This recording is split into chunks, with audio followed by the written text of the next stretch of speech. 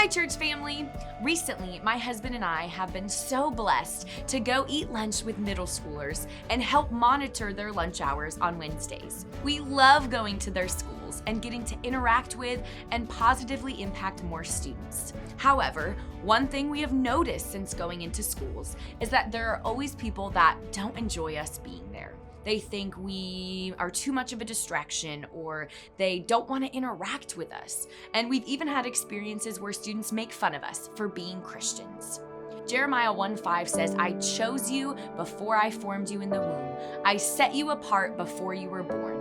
I appointed you a prophet to the nations."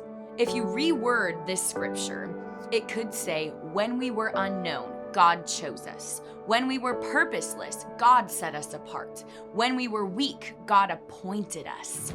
The things I do all stem from God choosing me, God giving me a purpose, God appointing me to the work He's called me to do.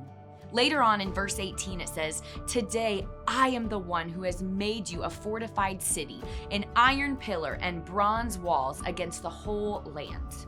If you encounter opposition, if you encounter people who don't like what God has called you to do, be encouraged. God's promise in the midst of fear, intimidation, uncertainty is that you are a fortified city, an iron pillar, a bronze wall through Him who chose you, set you apart, and appointed you. What I love about all three of these description words is that they are strong, almost unbreakable by human hands. The people around you don't get to dictate what God has said about you or appointed you to do. The people around you can't easily break your focus or turn your attention from God.